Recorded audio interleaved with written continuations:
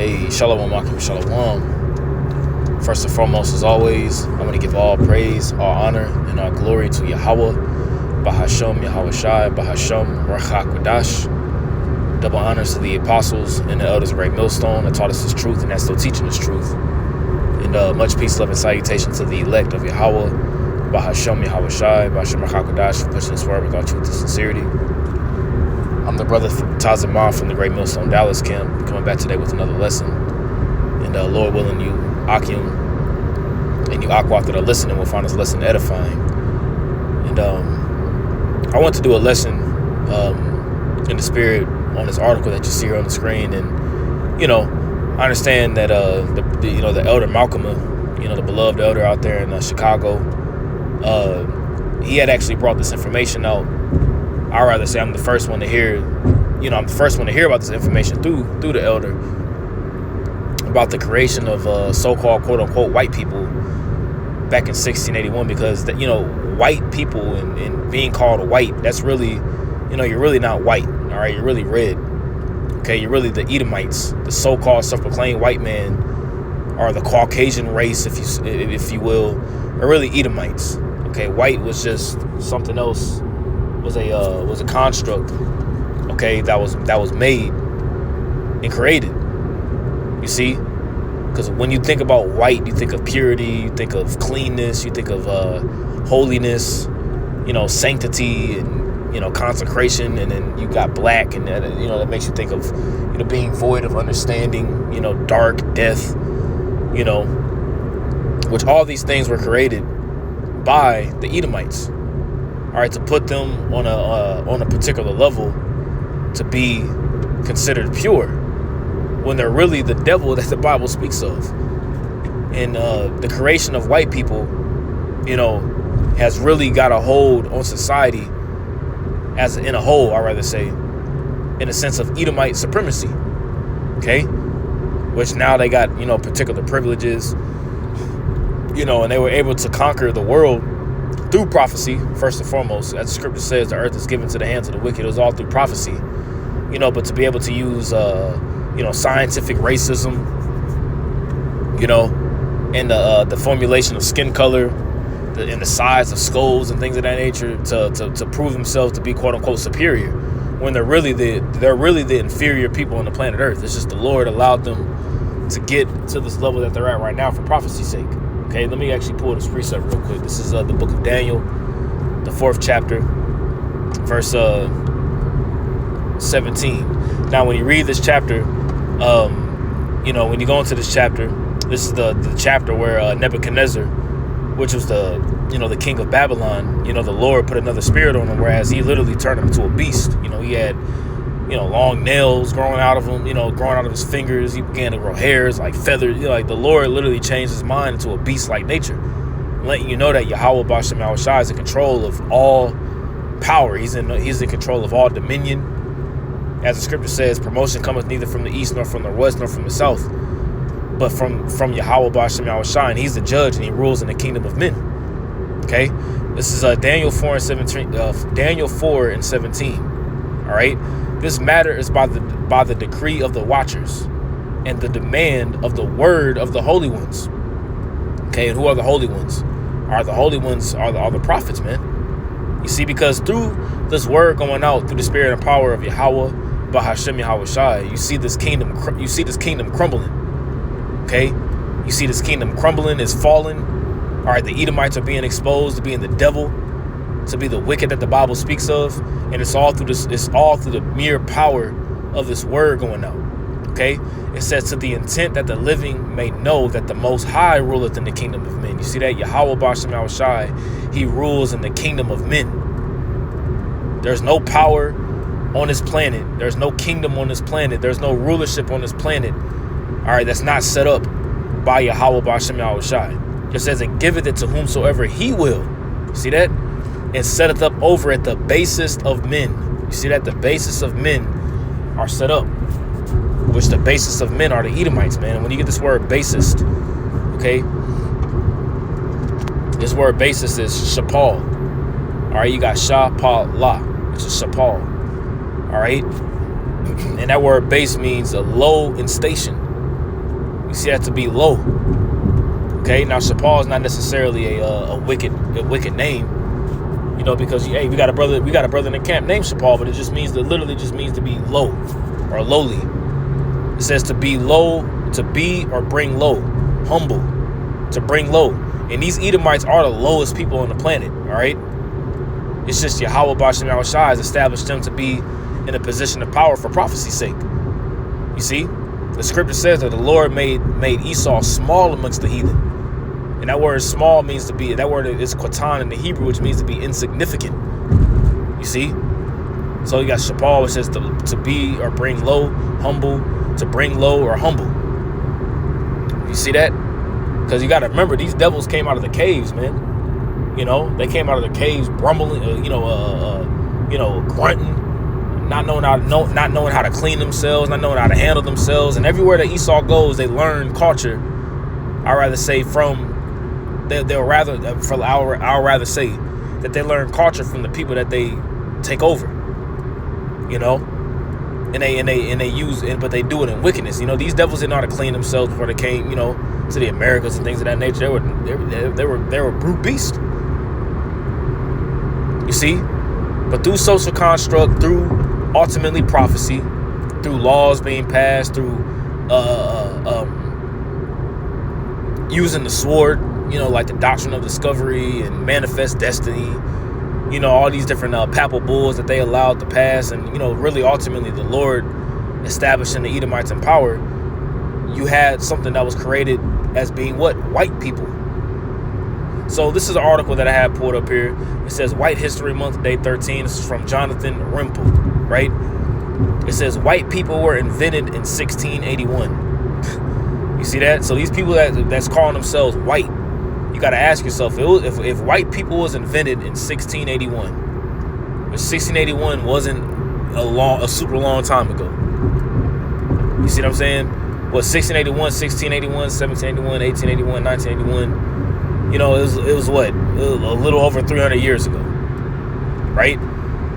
So if white people, quote unquote, white people were created in 1681, what were they called before that? Were they called Europeans? Were, you know, Caucasians? And, you know, because Caucasians literally just goes back to, being a Caucasian goes back to the Caucasus Mountains out there in Georgia, Russia. You know? So if you were called white people and that was created back in 1681, who are you really? You see, as a matter of fact, before I read that, let me grab another precept real quick. Isaiah, the 25th chapter. Let me see.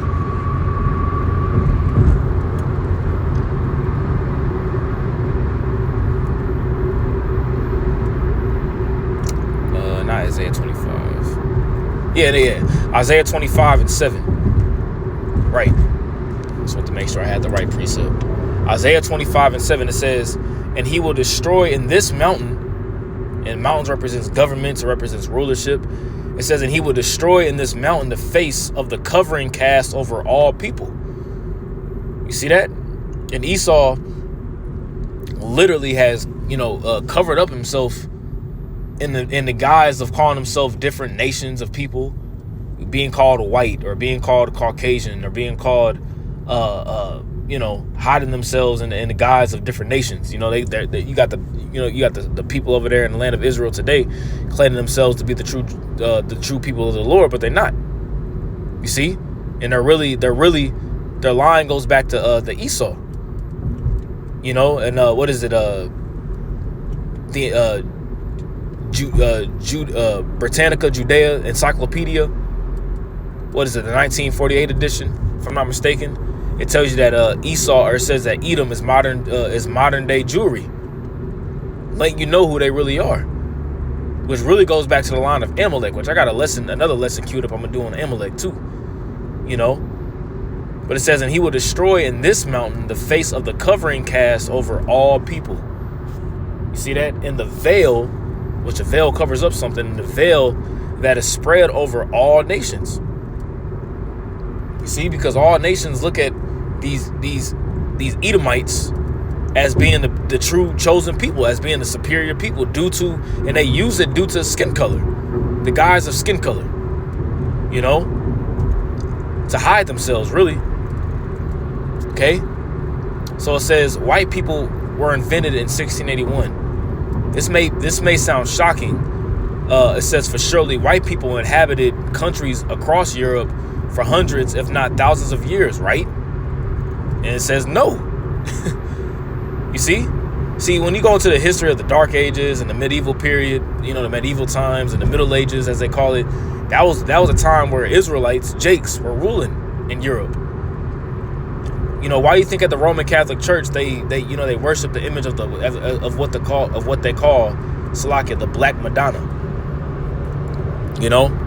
You have so-called dark images or black images, so-called quote unquote black images, out there in Germany, France, all across Europe, man, Poland, because Jakes, we ruled in that time.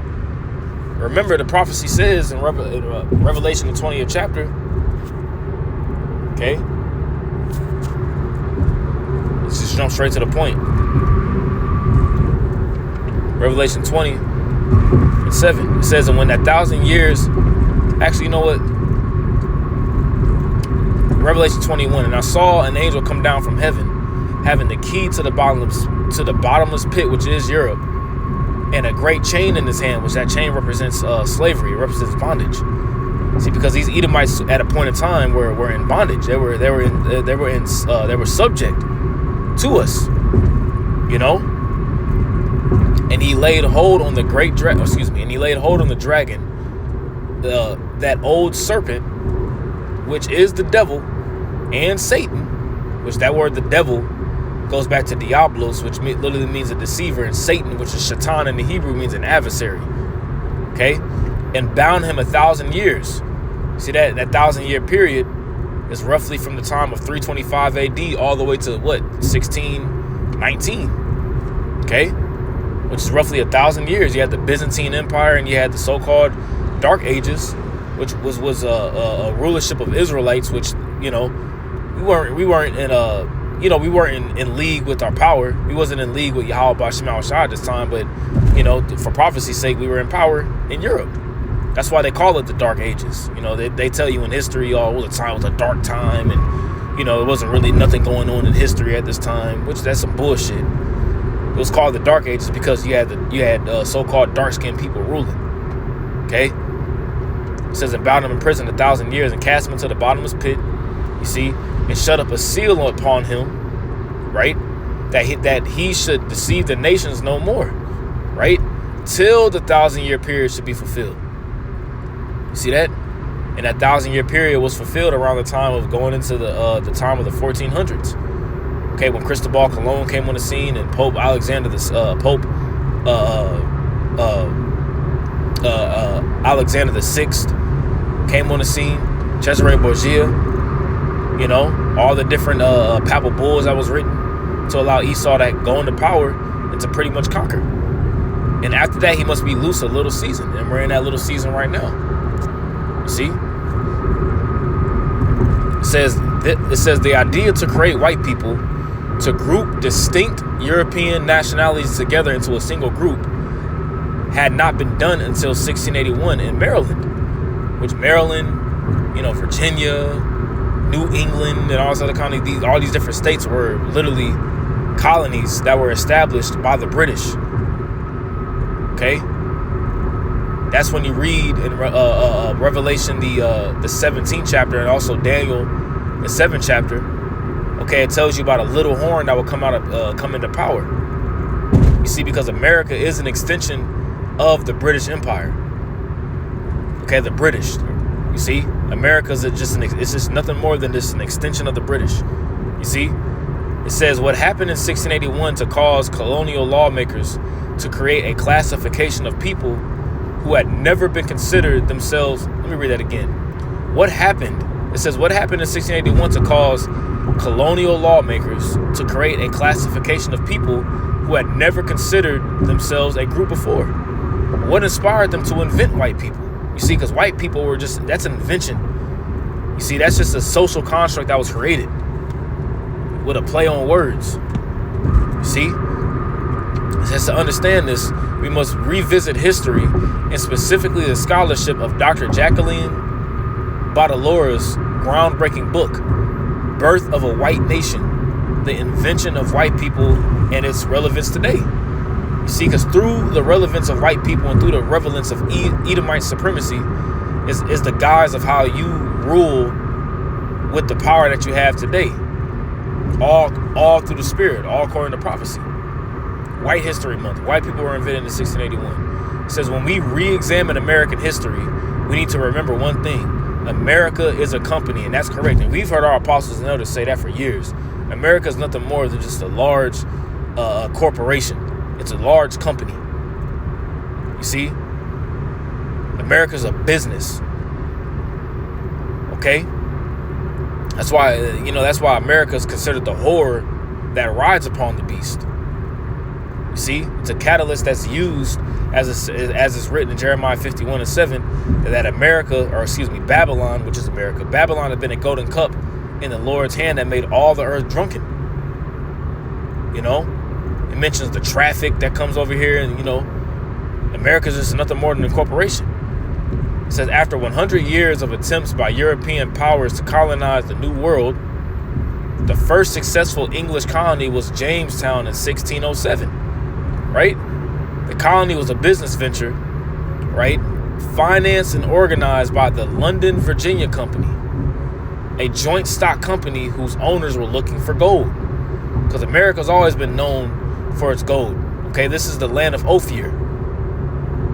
Okay, when you read about the land of Ophir in the scriptures, that's really talking about America, because you had Israelites, Solomon's navy, and Solomon's navy, and he also had the navy of Hiram with him, coming over here to the Americas, gathering peacocks and gold and silver and precious jewels. America was once a beautiful land. Hell, America still has beautiful parts to it. Of course, they colonized, most of America, but before all that, America had gold, silver, resources, and all of that nature, man.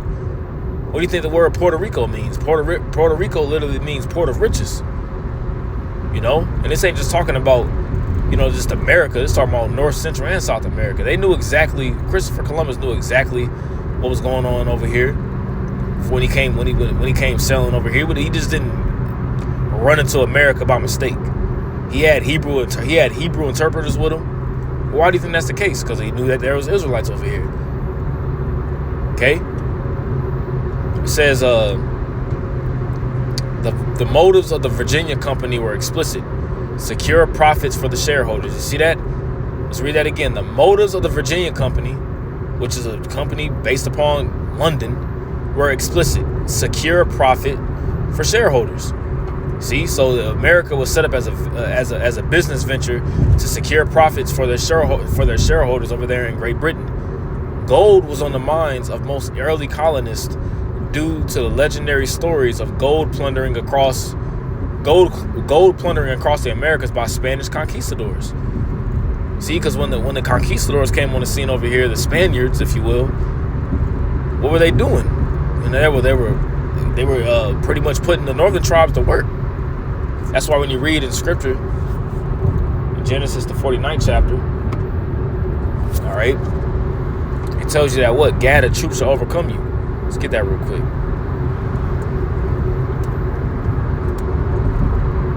I think I passed it. No, here it is. Genesis 49:19, it says Gad, which Gad is consistent of the so-called North American Indians. Because you had, the Seminole Indians, all these different tribes that was over here in the Americas already. Due to prophecy, when you read in 2nd Ezra, the 13th chapter, that was already here. So it says, Gad, a troop shall overcome him. See? You're going to be attacked by an army. Okay? It says, but he shall overcome at the last. You see that? So it was prophecy say for Gad to go down. You know what I'm saying? For Gad to go down and to pretty much be overtaken. You see, because the Edomites had the rule for that little season. Okay? But they didn't go down without a fight. Reuben, Simeon. They didn't go down without no fight. Slack here 1 second.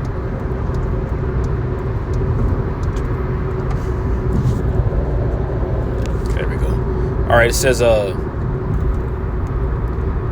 as the Spanish ravaged indigenous populations and enslaved them to work both gold and silver mines, ships of gold poured back into the coffers of the Spanish Empire, and word got out. So that, the Spaniards, which are Edomites as well, you had the likes of Cortez, that was over here.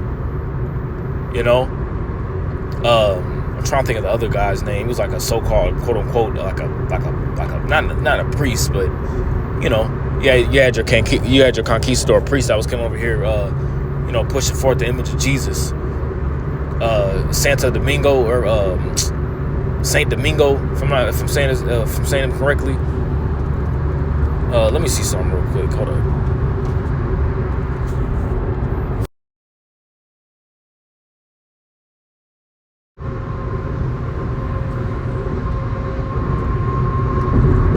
Saint Dominic, that's what his name was. You can look up Saint Dominic on your own. Saint Dominic, also known as Dominic de Guzman, was a Castilian Catholic priest, founder of the Dominican order, and is the patron saint of astronomers and natural scientists. You see? And he was before, the 1400s, but this is where you get, Santo Domingo from. As the scripture says in Psalm 49:11, it says what? They call lands after their own names. These are Edomites, man.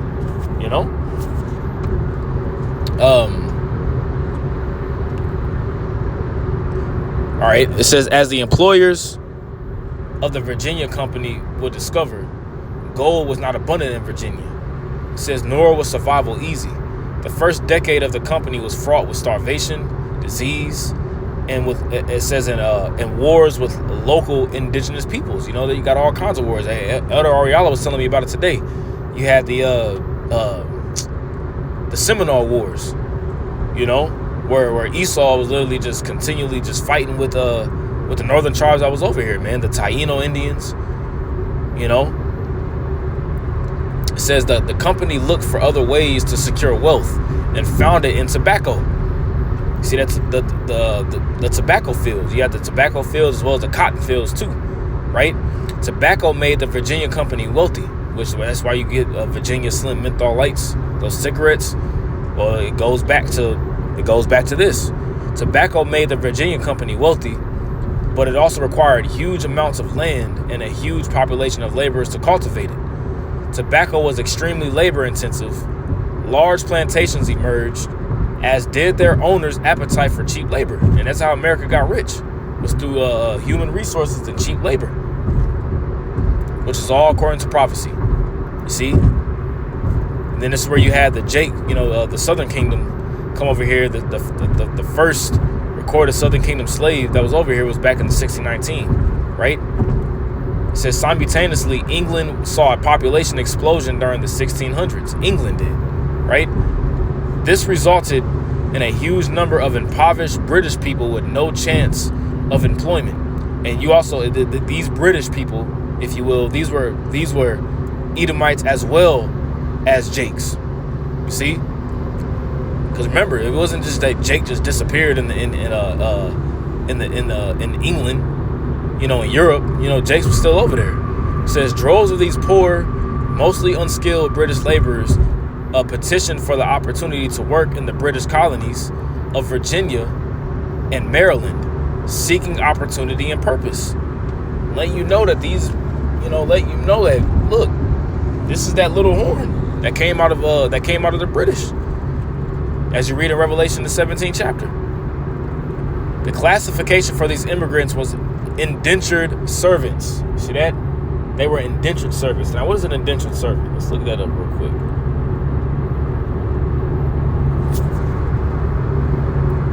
Indentured servant. It says indentured servitude is a form of labor in which a person is contracted to work without salary for a specific number of years. See that? So that's what an indentured servant is. They work without salary for a particular number of years. It says the contract, called an indenture, which is where you get indentured servant from, may be entered voluntarily, right? It says it may be entered voluntarily for purported eventual compensation or debt repayment, or it may be imposed involuntarily as a judicial punishment. Historically, it has been used to pay for apprenticeships, typically when an apprentice agreed to work for free for a master tradesman or to learn a trade. That's what. So that's where you get to be an apprentice or an intern in a sense. You know, you work for free, but it's like for a trade, or it's used to pay off a debt, right? Mind you, you know, these people that was in England, you know, the population just grew. So they was like, look, you know, we'll come over here to the Americas, you know, we'll come over here to the New World and in Maryland and Virginia and work in these fields. You know what I'm saying? And with you working over there, you know, it'll pay off your trip over. It'll pretty much pay the expenses for your trip out there. You know, all that good stuff, right? It says their lives were not easy. It says often working for a decade to pay off their passage to the New World, right? So they were just shipping them over here, right? After their contract, they will be considered freemen. Their lives were difficult with harsh rules and punishments imposed upon them, but they were not slaves. See that? And this is where you get a lot of these dirty ass Edomites that were coming over here, you know, giving blankets with smallpox and stuff on them to the northern tribes and killing them off, man. You know, not knowing how to clean themselves, not you know, right? It says all freemen in colonial America had the same opportunities as a matter of law. African men could vote, and they did. They could own slaves, and they did.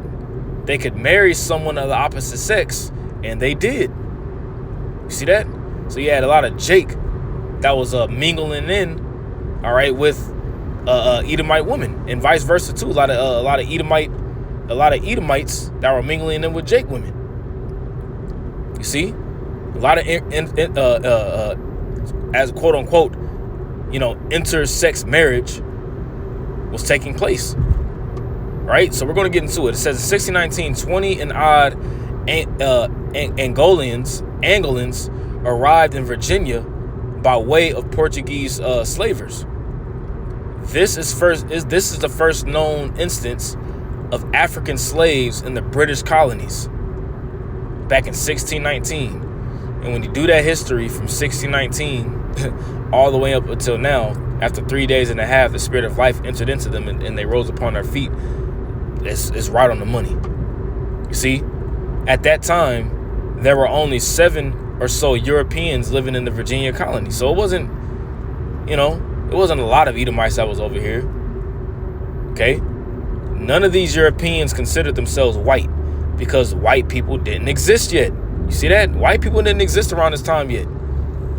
People wasn't calling themselves white at this time.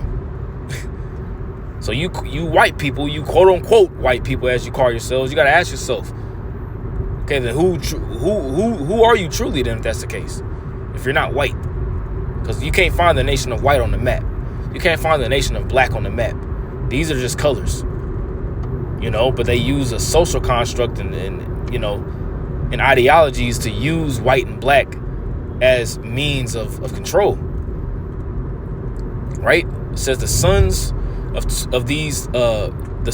two of those Angolians became the first child of African descent to have been born in America and was born a free man. You see that?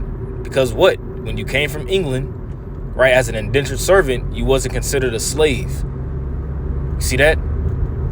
It says the distinction between slaves and indentured servants are muddled, as the colonies hadn't yet formalized slavery into law at this time.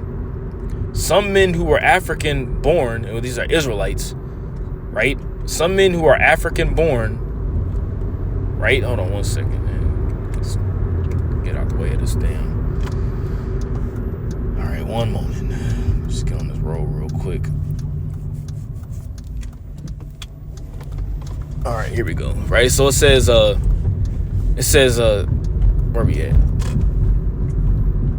Some men Okay, here we go. Some men who are African born, right, or who are African descent, which is saying African here, but it's really Israelites, right, became freemen. Some purchased their freedom, completed their indenture, because you had, like I said, you had Edomites as well as Jakes that were coming over here.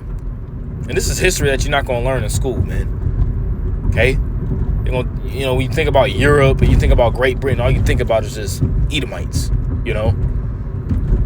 who were freed via the will of their deceased owner. Because, your owner died, you're not subject unto a master no more. That'll make you a free man. It says European and African indentured servants work together, right? So it was a coalition. You would work together because you was still working off your indenture, right? It says ate together, lived together, and intermarried.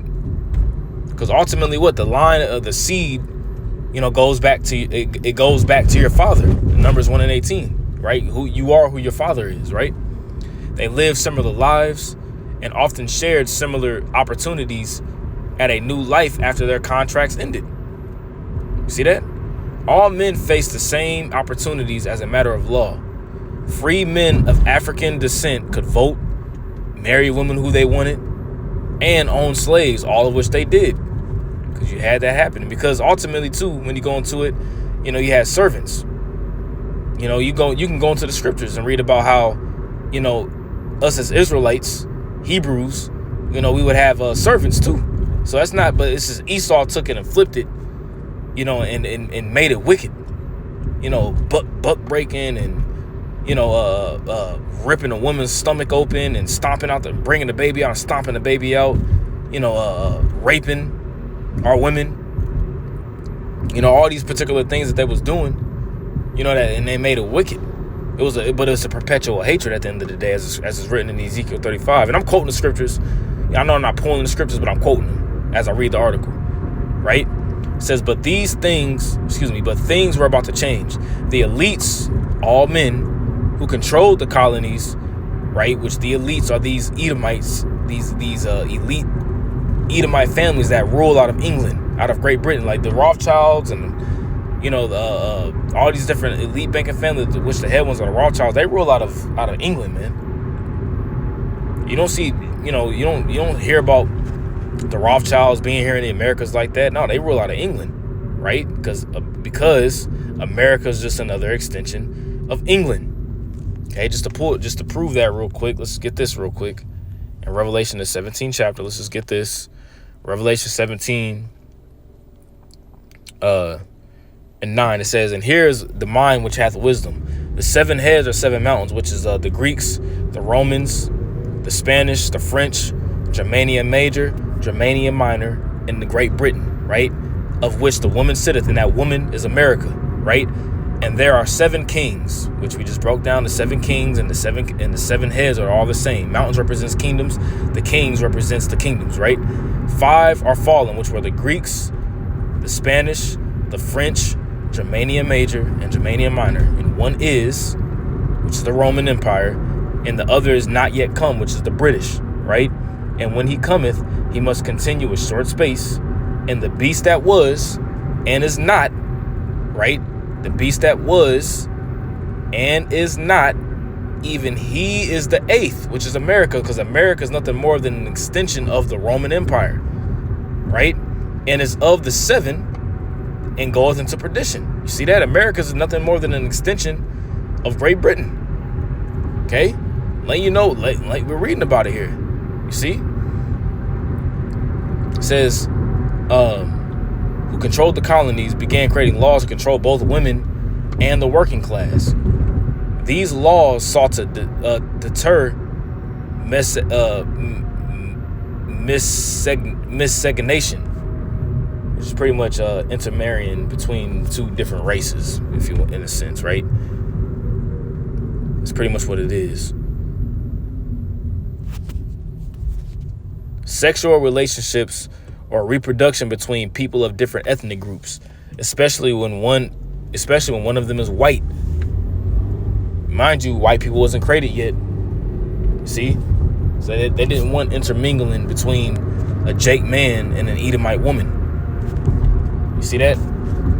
It says the intermarriage of races by making it a crime. It was illegal. See, we're still in the 1800s here.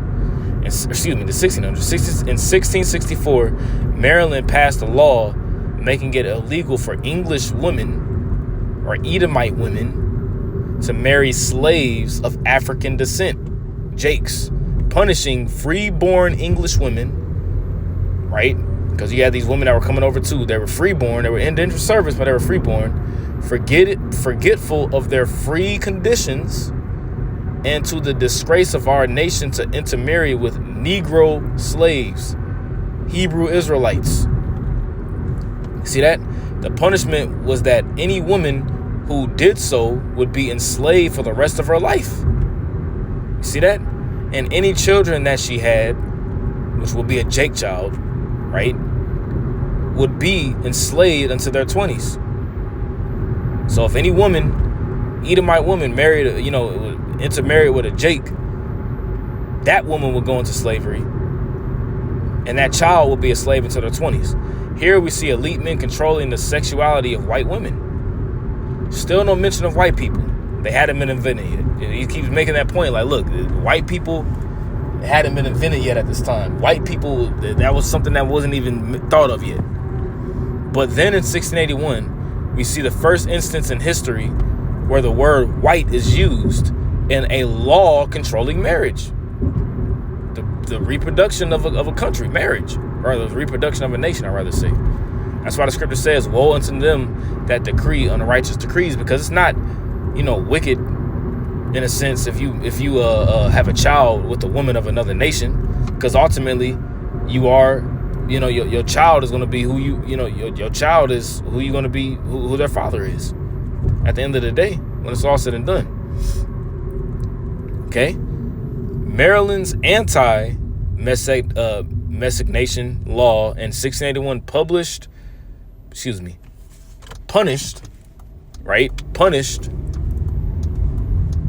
or prohibited let me read it again, I'm slacking.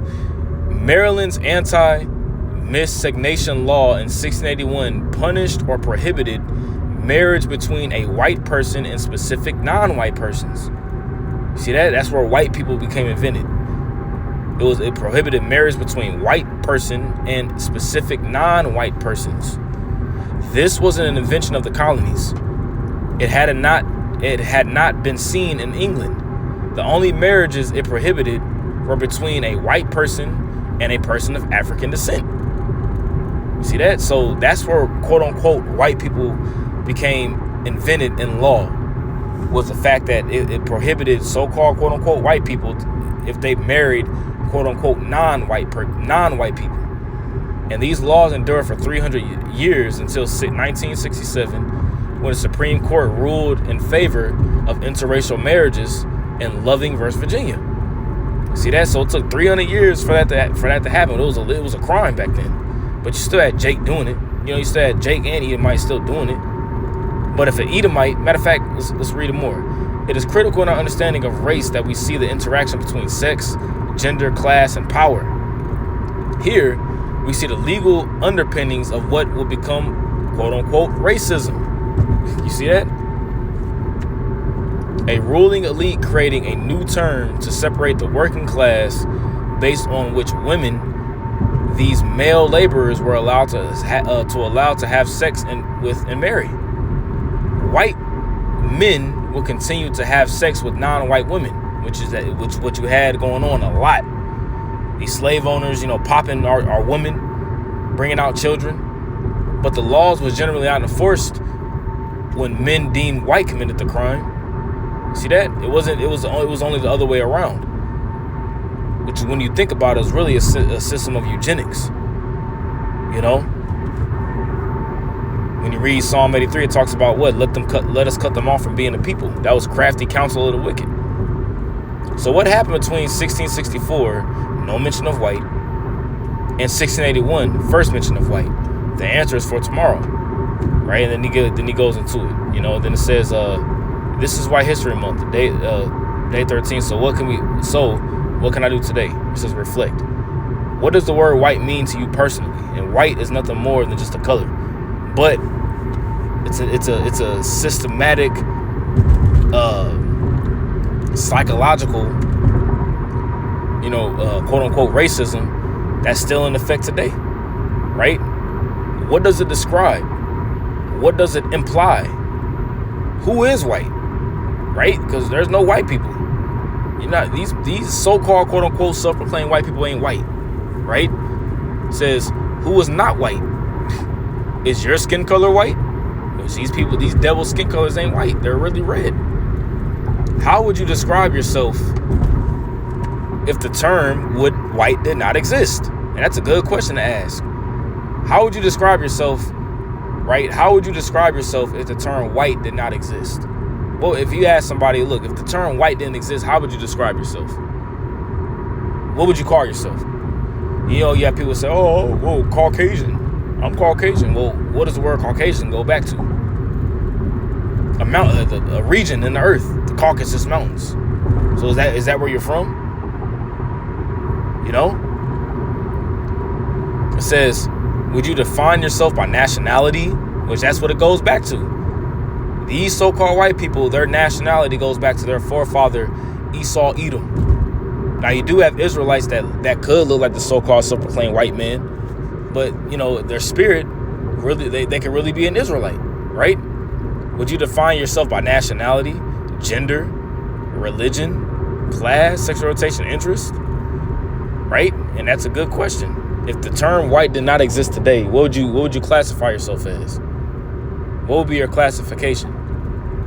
And most people wouldn't really be able to tell you. They would say Caucasian. And they don't even know what Caucasian even means. So, I just wanted to do this lesson going into this article. Like I said, I know I was quoting a lot of scriptures. I didn't like actually pull them up on the scriptures, but I quoted a lot of them. But Lord willing, this is an edifying lesson to the elect of Yahweh Bahashem Yahweh Shai. Once again, I want to give all praise, honor, and glory to Yahweh Bahashem Yahweh Shai Bahashem Rachakwadash. Double honors to the apostles and the elders of Ray Millstone that taught us his truth. And much peace, love, and salutation to the elect. Shalom.